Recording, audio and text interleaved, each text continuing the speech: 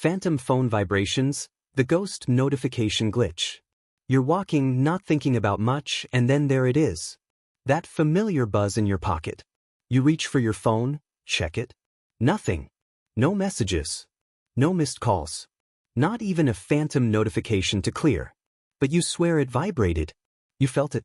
And you're not alone. Millions of people experience these phantom phone vibrations. Scientists call it a form of tactile hallucination, often linked to anxiety, anticipation, or even muscle spasms. But if it's a harmless sensory error, why is it so consistently tied to mobile devices? Why does it mimic the exact pattern of a vibration, down to the pulse and location? Some theories suggest our brains are adapting too fast, over-attuned to signals from our digital life. Others think it's the equivalent of a false alarm, like hearing your name in a crowd that no one said. But there's a weirder possibility too. What if the signal did come in, just not in this timeline? Maybe your brain caught a push notification from a moment that was edited out. A glitch that played before it got patched. Time loops and false memories, timeline overwrite. You walk into a room and stop cold, not because of something strange, but because everything feels exactly like before. The light through the window, the shoes by the door, the words someone is about to say, you know them before they happen. Not just déjà vu. You feel like you've been through this entire loop already. These moments are often dismissed as cognitive hiccups. The brain, after all, is constantly predicting what's about to happen. Maybe sometimes it just gets a little too accurate. But what if that's not all? What if you're not just predicting reality? What if you're remembering a version that already happened? In video game terms, it's like a save file being loaded without you knowing.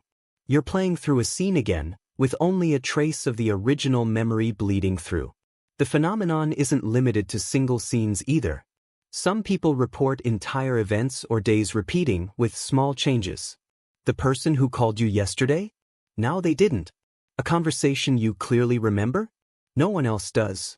This overlaps with the idea of Mandela effect, memories where multiple people remember an alternate version of events. But here, it's personal. It's your own private version of history that doesn't match anyone else's. Could it be that timelines occasionally overwrite themselves and your brain just didn't scrub the old version properly? If so, every time it happens, you're glimpsing a discarded draft of reality. The liminal space effect, unrendered areas. You've probably seen a photo of an empty hallway, a deserted hotel lobby, or a fluorescent-lit office with no people. And something about it feels off. Not scary. Not dangerous. Just wrong in a way you can't explain. Like it wasn't meant to be seen. That's the eerie pull of liminal spaces, environments that exist between functions or between uses. Psychologists might chalk it up to associations with abandonment or disconnection. A mall with no shoppers, a classroom with no students, they're places meant to be full, but they're not. But that alone doesn't explain why these images trigger such deep unease. Why do they feel like you're standing somewhere outside of time? Some suggest that liminal spaces are like background areas in a simulation. Like walking into a part of the map that hasn't been fully rendered. The textures are there, the lighting, the design, but there's no scripting. No story. No characters. You're not supposed to be here, yet somehow you are. It's the same feeling people report when they visit places from childhood that haven't changed. Everything is familiar but alien, like a copy of a copy. Some even say they see people in these spaces who don't move quite right, or who vanish the moment you blink. If reality were a game engine, liminal spaces might be its loading zones, eerie, glitch-prone areas between real events. Sudden personality shifts, character swap bug. Imagine someone you know well, a friend, a sibling, even your partner. You're mid-conversation when suddenly, something shifts. Their tone, their rhythm, the way they blink, it's subtle, but unmistakable. It feels like they're no longer them. Like someone else is behind the controls. This isn't about mood swings or mental illness. These moments are sudden, short, and eerie. One person described it as watching their best friend turn into a stranger for 30 seconds. Then, just as quickly, everything goes back to normal and they have no idea anything changed. In simulation terms, this is a character swap, like the model stayed the same, but a different script loaded. Some psychologists would call it dissociation or a micro-seizure of behavior, but those don't explain why the person doesn't notice or why the people around them do. What if reality sometimes lags while reloading character traits? What if people, like apps, crash and reboot mid-conversation? Or more unnervingly, what if someone else briefly logged in to your friend, just long enough to test the interface, and then slipped out before being noticed? People who don't recognize you, NPC memory wipe. You say hello to someone, a coworker, a neighbor, someone you've met multiple times, and they look at you like it's the first time. They smile politely, introduce themselves, like you've never met. You're confused, even embarrassed. Are they joking? Are you being gaslit? The official explanation is simple: people forget things. Especially faces. Memory is flawed. But how do you explain when this happens again and again with the same person? Or when someone references a memory with you that never happened? It's like the opposite of the Mandela effect. Instead of remembering something wrong, they don't remember it at all, or worse, they remember you wrong. A classmate recalls you being at a party you never attended. A colleague insists you worked on a project you don't recall. Their memories are detailed, but they don't match your timeline. One eerie theory: what if people function like NPCs, non-player characters, until they're activated? Maybe their memories only load when they're directly involved in your personal narrative. If something causes the file to corrupt, their whole interaction history with you resets. And for all you know, you've forgotten someone else the same way. It's only noticeable when you are the forgotten one. Vanishing objects, reality desync.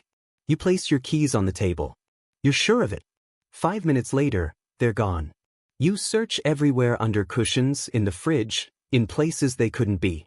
Nothing. Hours later, you find them right back on the table. Right where they started. It's not a prank. It happens too often to be random.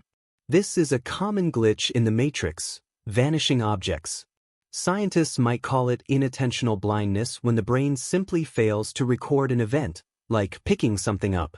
But that doesn't explain cases where multiple people search the same area and find nothing, only for the object to appear later in plain sight.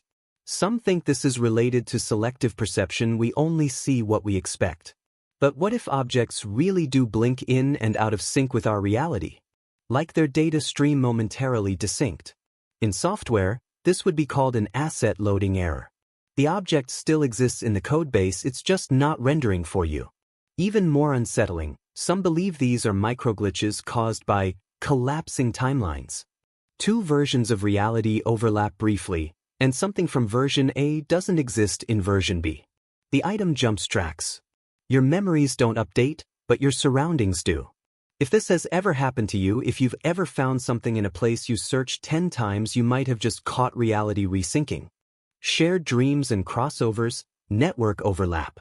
You wake up from a strange dream and tell your friend about it. As you describe the setting, a crumbling tower, a hallway with red lights, their face changes. They had the same dream.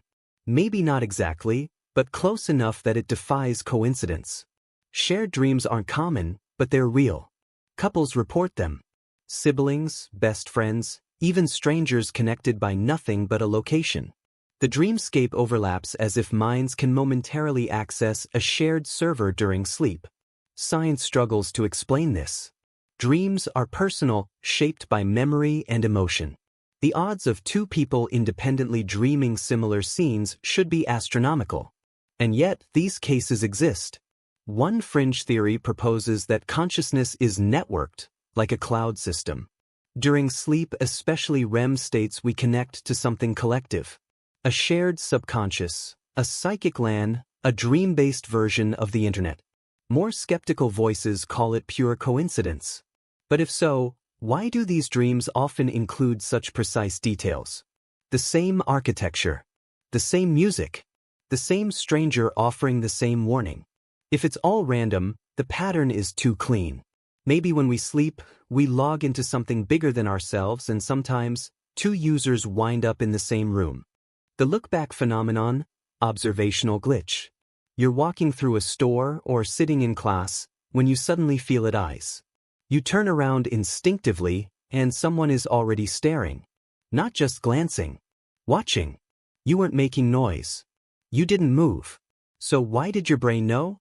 Science says it's a survival trait, a subconscious process that detects subtle cues, like body orientation or the direction of heat. But the real mystery is how it works when none of those cues are present. When the person is behind you, silent, unseen, and you still know. Some people experience this with cameras. They'll turn their head moments before a security lens locks onto them. Others claim they can sense when an AI system flags them before any alert goes off. As if the awareness isn't just in your body but somewhere in the environment itself. A fringe theory suggests this is a sensory echo, the brain reacting not to sight, but to the fact that it's being processed. That reality itself is a system of observers, and when one part focuses on you, your consciousness picks it up like a signal. Like being pinged. If that's true, then the look back isn't just a reflex, it's your personal firewall catching an unauthorized scan. Missing time, desynchronized recording. You sit down to fold laundry. The room is quiet. You reach for the next shirt, and suddenly it's dark out. The clock says hours have passed, but you don't remember standing up, walking away, or getting distracted. It's like time jumped forward and you missed the middle. Most of us chalk this up to zoning out, classic highway hypnosis.